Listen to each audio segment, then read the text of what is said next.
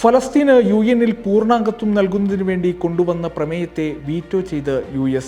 വ്യാഴാഴ്ചയാണ് UN സുരക്ഷാ സമിതിയിൽ പ്രമേയത്തെ US വീറ്റോ ചെയ്തത്.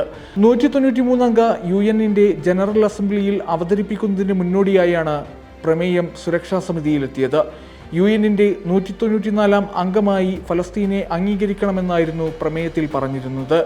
സുരക്ഷാ സമിതിയിൽ 12 അംഗങ്ങൾ പ്രമേയത്തെ അനുകൂലിച്ചപ്പോൾ 2 അംഗങ്ങൾ നിലപാടെടുത്തില്ല. US പ്രമേയത്തിനെതിരായി നിലപാടെടുക്കുകയും വീറ്റോ ചെയ്യുകയും ചെയ്തു. UN ജനറൽ അസംബ്ലിയിൽ ഭൂരിപക്ഷം അംഗങ്ങളും ഫലസ്തീൻ രാജ്യത്തെ അംഗീകരിക്കുന്നതുകൊണ്ട് പ്രമേയം പാസ്സാവുമായിരുന്നു. എന്നാൽ ഇതിനു മുൻപ് തന്നെ US പ്രമേയത്തെ വീറ്റോ ചെയ്യുകയായിരുന്നു. പ്രശ്നപരിഹാരത്തിന് ദ്വിരാഷ്ട്രമെന്ന സിദ്ധാന്തത്തെ US ഇപ്പോഴും അനുകൂലിക്കുന്നു.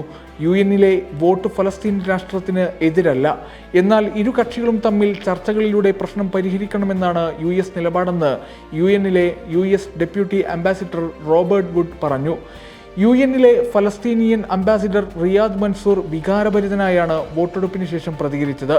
ഈ പ്രമേയം പാസ്സാകാത്തത് തങ്ങളുടെ ഇച്ഛാശക്തിയെ തകർക്കില്ലെന്നും നിശ്ചയദാർഢ്യത്തെ പരാജയപ്പെടുത്തുകയുമില്ലെന്ന് അദ്ദേഹം പറഞ്ഞു. തങ്ങൾ പരിശ്രമം അവസാനിപ്പിക്കില്ലെന്നും അദ്ദേഹം കൂട്ടിച്ചേർത്തു. US-ന്റെ നടപടി അന്യായവും അധാർമികവുമാണെന്ന് ഫലസ്തീൻ പ്രസിഡന്റ് മഹ്മൂദ് അബ്ബാസ് ചൂണ്ടിക്കാട്ടി. നിലവിൽ അംഗത്വമില്ലാത്ത നിരീക്ഷക രാഷ്ട്രമാണ് ഫലസ്തീൻ. സമ്പൂർണ്ണ UN അംഗമാകാനുള്ള അപേക്ഷയ്ക്ക് സെക്യൂരിറ്റി കൗൺസിലിന്റെ അംഗീകാരവും അതിനുശേഷം കുറഞ്ഞത് 2 പേരെങ്കിലും അംഗീകരിക്കേണ്ടതുണ്ട്. പൊതുസഭയുടെ 1/3. ന്യൂസ് ഡെസ്ക് സുപ്രഭാതം. Waytonikah.com, the exclusive Muslim matrimonial site.